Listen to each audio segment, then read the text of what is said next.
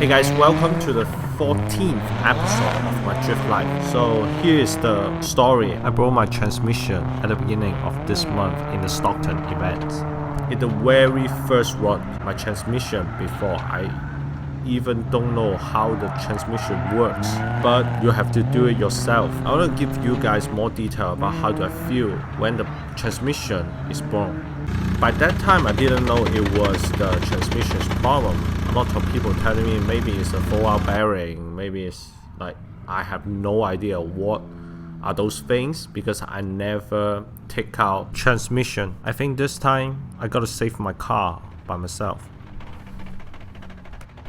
I want to give you guys more detail about how do I feel when the transmission is blown. So all the gear will act the same. They are just stuck at about 2 feet while you're trying to roll if you release your clutch all the way. So you have to dance around your clutch by the time when it's hitting the stucking point. The stucking point is just like dragging you, like you are putting into the parking gears in an automatic car. So it will just stuck there. As you can see from the video, I actually stuck at those points. I have to push the clutch in and make it in the friction zone and put a lot of gases to make the car move. So I decided to diagnose myself. So the first step is I have to drain all the oil from the transmission and see is there any metal pieces inside. If there is, that is a high probability that the transmission has broke. Here it is. It is a lot of metal pieces. And then I also want to check out clutch also has problems. No matter what, I have to take out my transmission. So that's why it is also a good time for replace the clutch at the same time and flywheel. I don't think you guys will have a lot of chances to replace your transmission, but if there is such bad luck, I recommend to have one of your buddy to work with you because the transmission is usually very heavy, and I end up have Johnny to help me to pull it out from the S13. So what we have done is we're using two of the jacks to hold it to not getting it like fell off. So the first pull out of the transmission takes us about 3 hours. Do it only taking it out. So here it is. After you take it out, you see your clutch. This is my first time in person really touching the clutch. It's really excited. So I believe this is called the pressure plate. It's a 6 pucks performance pressure plate from ACT before. It really grinds a lot, and I think there was not much left. Go ahead and order a new clutch kit and the flywheels. And after you take out about 9 bolts from the clutch kit, and you see the flywheels. So here is the flywheels, and then it connects to the motor, I believe. Then I pick up a SR20 transmission from a local guy. It's really cheap. It's only like $350. But I have no way to test it until I put it on. All I can do is just trust that guy. The clutch for the replacement, I use a XCD Stage 2 performance clutch. They all are very good clutch, the ACTs and XCDs. I just want to try something new and compare the difference. I also replaced the rest of the components of the clutch, including the reservoir, the slave cylinder, and the clutch light. Once the new clutch is in, it's time to put the new transmission back to the car. And this time, my friend Ken is helping me to put it back on. Same, 3 hours straight to put it back on. So here is the moment of truth. After I reassembling everything, it's time to test out the car. Of course, I also didn't mention I need to bleed the clutch because I replaced all the components. And I also need to fill up the transmission fluid. It's 2.5 quarter to fill that up. And I also replaced the shuffle shifter from the current transmission. And I use the ISR shuffle shifter, which makes the shifting feel more solid. So time to put into gear and try it. The car start up fine, and now I put it into first gear and release slowly. Okay, it works. And then I give a little bit gas and then shift into second. it also works.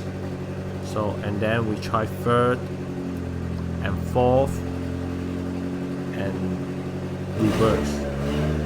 So they all works, seems fine. There was no clunky noise, there was no weird shaking, anything. The friction zone is a little bit longer than the previous clutch. I think it's because I didn't bleed the clutch good enough, and maybe I will redo it later. But overall, it seems fine. So I think it's time for a road test for the car. Replacement of the transmission takes me about 2 weekends to finish it. During the weekdays, I will order parts that I need for the work for weekend. It ended up pretty good. It's a one-shot repair, so I don't need to take it back out again and fix it here and there.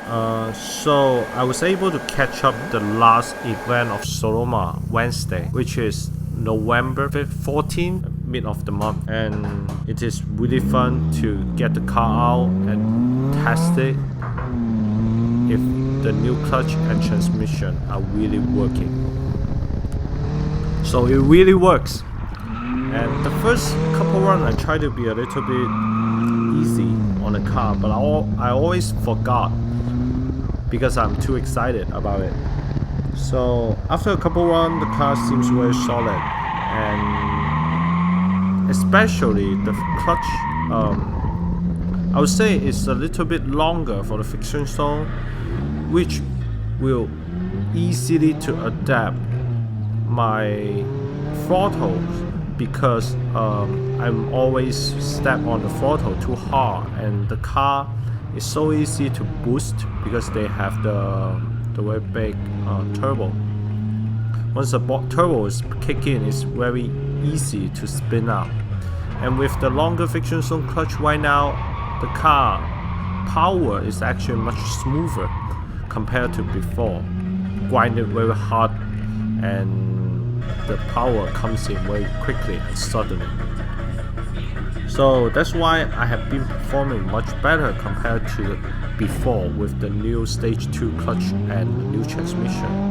And the transmission, of course, is much better because it's with the shuffle shifter, it's more easy to understand what gear I was currently in. Previously, it's a little bit loose while you put in gear. Sometimes you thought you already put in, but it actually doesn't. So, and the previous transmission, I have a little bit grinded on the third gear, which will make it very hard on the summer jam. But right now, every gear works just fine. So I'm pretty happy about it. Feel really excited and feel very rewarding for myself because it's my first time dropping the transmission and making it really work, and it is a big achievement to me. So after that, I have been already done coolant system, the fuel and air ignition system, and now the transmission, which is the drivetrain. So I hope there will not confronting the engine swap soon. I think the SR20 should last longer, right? So fingers crossed. Let's hope my engine can last longer. Here is all. As always, hope you guys enjoy it. Like it if you like it. I will see you guys in the next video. And happy Thanksgiving.